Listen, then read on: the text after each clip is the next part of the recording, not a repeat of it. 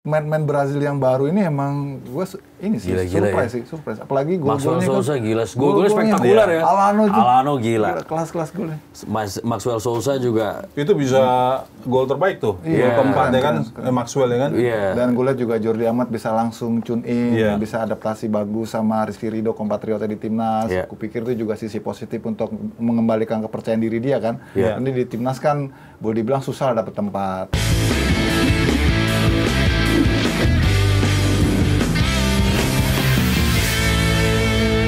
Oke, kita lihat juga ini adalah salah satu penantang juara dan rivalitasnya paling kuat dengan juara bertahan. Persija Jakarta yang juga menggila nih di pekan pertama dengan meraih kemenangan 4-0 atas Persita Tangerang di JIS.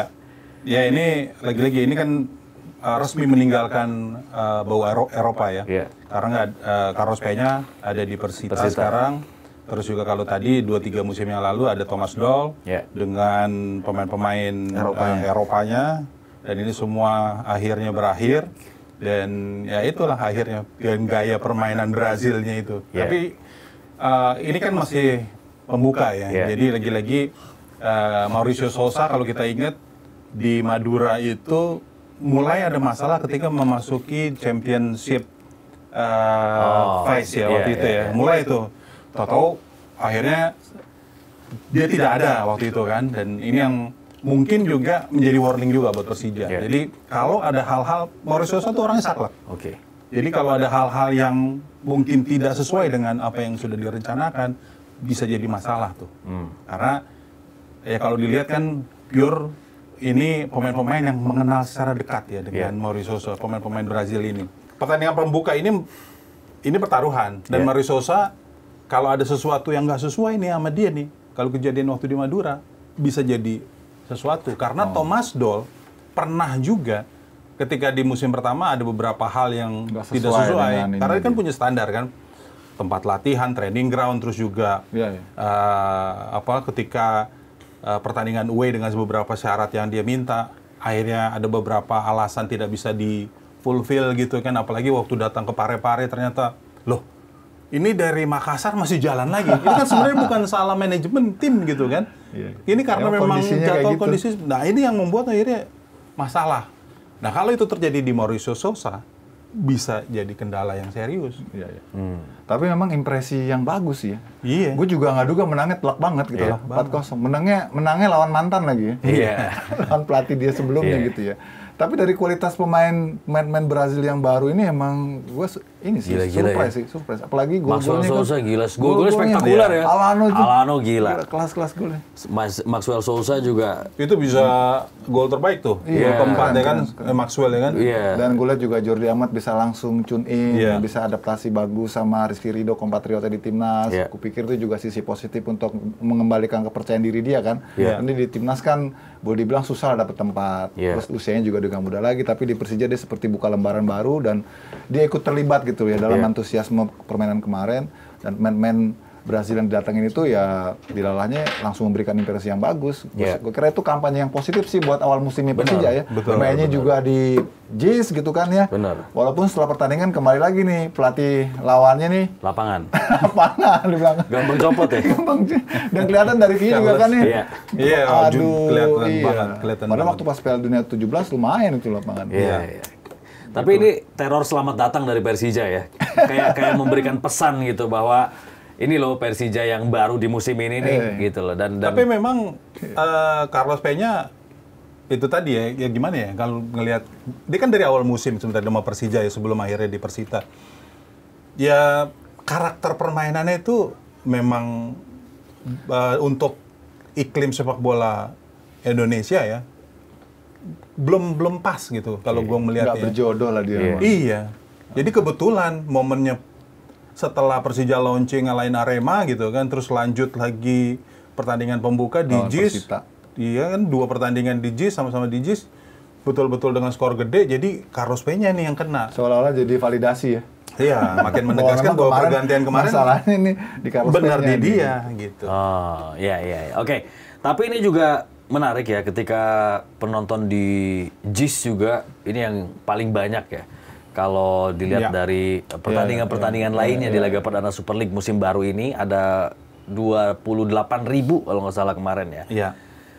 Ini karena memang antusiasmenya sekarang dan punya semangat baru gitu untuk menyambut musim baru, bagaimana? Iya, gue nangkepin sih gitu ya. Karena memang sejak dulu kan, sejak JIS itu sudah di-launch, kan memang keinginan besar dari The Jack tuh main di situ. Jadi cuma kan ditahan-tahan, kayak di pirit-pirit gitu kan. Nah sekarang udah ada kebijaksanaan dengan gubernur yang baru, bahwa ini menjadi kandang resminya Persija, ya tinggal kampanyenya dari manajemen dan juga ketua-ketua supporter ya untuk bisa meyakinkan bahwa ini rumah kita, kita ramaikan. Kita berikan dukungan yang positif untuk hadir selalu di pertandingan home-nya Persija, apalagi Persija musim ini cuma main di satu kompetisi kan. Jadi ya harus all out gitu ya. Dan kemarin mereka buktiin dukungan mereka dan Persija jawab dengan hasil yang bagus. Jadi inline nih. Nah, itu yang memang yang perlu sih, sinergi itu sih. Kepercayaan dari supporter dan juga kepercayaan dari manajemen maupun pemain untuk membayar itu gitu. Nah, ini kira-kira cuma akan di awal-awal doang. Dan kalau misalnya Persija main bagus doang atau akan konsisten, Om Ben? Karena yang gini juga, jumlah itu kan besar ya, kalau dibanding dengan laga-laga pembuka yang lain. Contoh di GBT. GBT juga, itu padahal kick off Super League ya kan?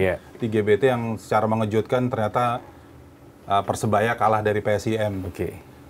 Tapi rasionya, Fat, kalau dari rasio 80.000 kapasitas, hanya 27.000, berarti kan hanya sepertiga. Sepertiga ya? Iya kan? Nah, kalau dibandingkan dengan GBT, dengan kapasitas 36.000, terisi 15.000. Berarti nearly 50%, ya kan? Jadi sebenarnya kalau berbanding, ini yang memang agak semu ya. Dan lagi-lagi, gue dari sisi panitia pelaksana, stadion itu stadion mahal. Tidak dimiliki klub, berarti statusnya menyewa. Dengan kapasitas yang hanya sepertiga, hal yang digadang-gadangkan ini sebagai pencapaian yang luar biasa, kok kayaknya belum sinkron nih untuk ngomongin sustainability dari sebuah klub. Karena nggak nutup itu pengelolaan seperti itu. Contoh kalau ke Persebaya contohnya, hanya 15.000, kan jauh nih dengan 27.000, tapi dia terisi hampir 50%. Itu lebih dia bagus. lebih menguntungkan. Begitu juga dengan GBLA. GBLA kemarin di laga pembuka lawan Semen Padang 14.000 ya? 14.000. Itu berapa persen tuh? 36.000 perbandingannya. Jadi mirip-mirip juga di atas 30%. Nah ini lebih, visibility-nya lebih masuk akal untuk Persib dan Persebaya ketimbang Persija, walaupun secara jumlah besar, tapi karena kapasitasnya sangat besar, ini yang memang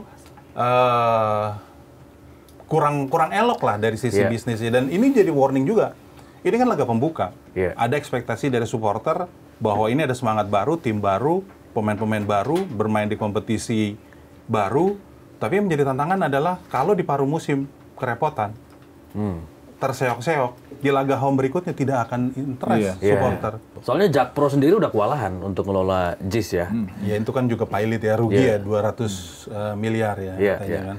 Nah, kalau misalnya nanti lawan Persib, ini kan juga udah, kalau lawan Persib bisa kita buka nih dari kapasitas total misalnya berapa? 72.000. Nggak mungkin main di JIS. Nah, itu dia. Ya, nggak mungkin. Aksesnya kemungkinan susah, sampai tier berapa dibukanya stadion JIS kalau misalnya nanti lawan Persib? Ya itu tadi, hanya sekitar 40.000 penonton yang ada di tribun bawah. Karena tadi, remnya itu kan, kalau kita ngomongin GBK, 8 mata angin. Aksesnya. Betul. Dan pertandingan ketika di GBK pun, itu nge-jam 4 jam. Jadi, gue pernah ngobrol juga sama JIS ya kan, mereka, ini kapasitas stadion ini bisa kok nampung 50 bis. Tenang aja mas. Ntar ngurainya gimana tapi? Ngurai masanya itu. Tahu nggak kalau main di GBK itu berapa bis mas? 150 sampai 180 bis mas yang datang. Mas cuma bilang ngomong kapasitas 50.000. Iya makanya. 50 bis. Ya nggak mungkin. Terus juga penonton. Itu kan kapasitas 80.000. GBK juga 80.000. 8 mata angin pun yang di GBK itu nge-jam 4 jam loh. Bayangkan kalau pertandingan itu dikonversi di JIS. Penonton kecewa misalnya. Hanya satu rem, itu akan jadi chaos pasti. bahaya itu kalau terjadi. Jadi tidak mungkin main di JIS. Jadi kalau lawan Persib sih sebaiknya ya di GBK aja. Di GBK aja. Cuma ya nggak tahu ya, pertimbangan dari kan tim away masih belum boleh datang kan penonton kan. Jadi sebetulnya tinggal pandai-pandai aja dari manajemen ataupun juga dari penyelenggara Persija untuk memanage supaya penonton itu bisa tetap tertib. Karena kan nih animonya pasti besar lawan Persib kan. Mereka pasti semua mau pada datang gitu kan. Dan nah itu pilihannya, kalau di JIS mungkin harganya bisa cincai lah.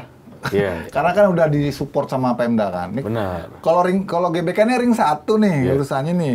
Walaupun memang akses untuk mengurai penontonnya lebih mudah, terus hospitality-nya lebih bagus, bisa banyak mobil datang gitu kan. Tapi ya masuk nggak budgetnya gitu, sesuai nggak kan? Bagaimanapun hitung-hitungan pasti. Oke, ini ada titipan juga nih dari produser ya. Kita boleh soroti juga satu pemain naturalisasi yang sekarang merumput di Super League, yaitu Rafael Strijk. Yang tadinya ya mungkin sempat dirumorkan gabung Persija, tapi ternyata ke Dewa gitu ya.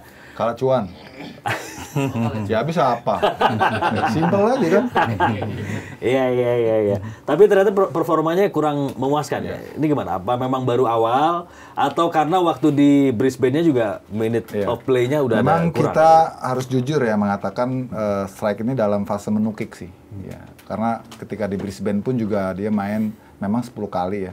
Tapi rata-rata cuma 20 menit mainnya gitu ya. Dan itu untuk seorang pemain timnas yang memang didatangkan ya, abroad gitu kan, itu memang minor lah rapornya. Dan kita bisa lihat di laga-laga terakhir di bawah timnas di bawah Patrick Kluivert tuh praktis udah melupakan Strijk tuh, udah nggak masuk dalam skemanya. Kan dia skemanya tuh masuknya ketika pas masih STY kan. Begitu di Strijk udah begitu pas Kluivert udah datang pemain-pemain barunya diaspora kita ya sudah dia makin terpinggirkan. Terus kemarin kebetulan kan gue juga siaran itu kan yang Dewa Malut kan. Jadi kelihatan memang Strijk tuh masih kayak layangan putus. Starter lagi ya. Starter dan langsung nyentor. Kelihatan dia dengan gayanya yang stylish. Ini sepak bola Indonesia, bro. Ini sepak bola otot gitu kan. Jadi harus lu siap strength-nya gitu. Kalau strength-nya masih model kayak bawaan di timnas, ya susah. Begitu Malut lagi kan tahu sendiri punya motivasi dan strength-nya memang bagus dan Strijk memang di laga kemarin dia belum sama sekali terlihat levelnya dia, versi terbaiknya dia. Makanya di babak kedua langsung diganti sama Lili Pali kan.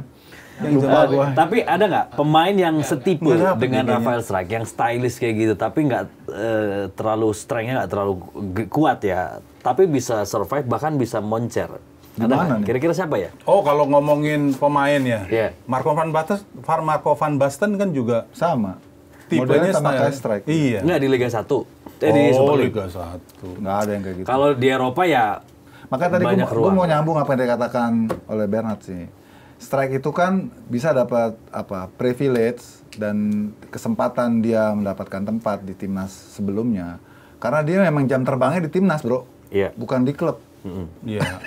Ngerti nggak lu maksudnya? Dia improving itu karena dia dipelihara di timnas. Dia lebih banyak mainnya di timnas daripada di klub. Sekarang dia masuk dalam pasar bebas nih, dalam tarung bebas nih, Indonesia pula. Nggak bisa lu dikasih privilege semua sama. Karena semua juga bersaing pengen dapat tempat di timnas. Welcome to the jungle ya. Welcome to the jungle.